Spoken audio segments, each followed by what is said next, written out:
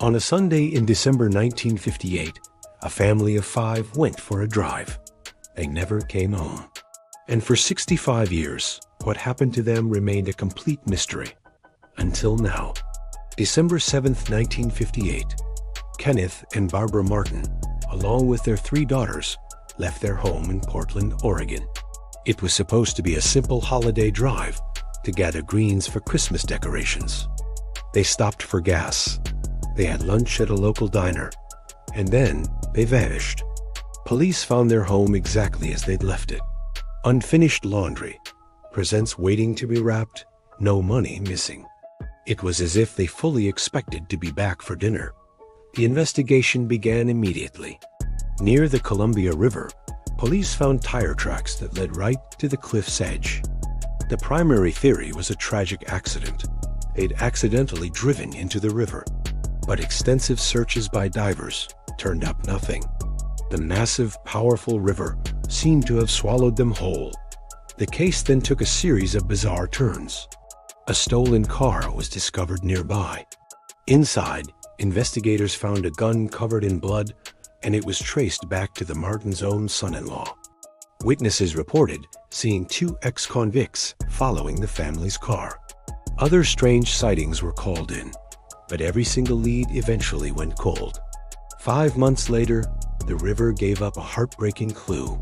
The bodies of the 2 youngest daughters, Susan and Virginia, were found downstream. The official cause of death was drowning, but whispers of something more sinister started to circulate. Some believed they were shot. Autopsies revealed metallic fragments in their clothing, which some theorized came from the riverbed near an aluminum plant, not from a crash. The rest of the family, Kenneth, Barbara, and their eldest daughter Barbie, and their car were still missing. Detectives suspected murder, but with no car and no other bodies, they had no physical evidence. The case file grew thicker with speculation, but thinner on facts. The Martin family's disappearance became one of Oregon's most infamous cold cases. The river held its secret, and the years turned into decades.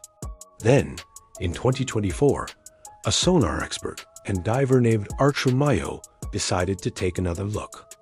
Using advanced technology, he meticulously scanned the riverbed in the area where the family was last seen. He discovered a deep, unnatural pit, likely dredged by the river's current over the years. And deep inside that pit, his sonar picked up the unmistakable outline of a buried vehicle. In 2025, a recovery team managed to pull pieces of the car from the mud and silt. It was a painstaking process. They found a fender, then other parts. The paint color was a perfect match for the Martins' 1956 Ford station wagon. Investigators are now 99% certain they have found the family's car. But here's the final chilling twist. The car was empty. There were no human remains found inside. So what really happened that day? Was it a terrible accident, with the river carrying the bodies away? Was it a calculated murder, with the car disposed of to hide the crime?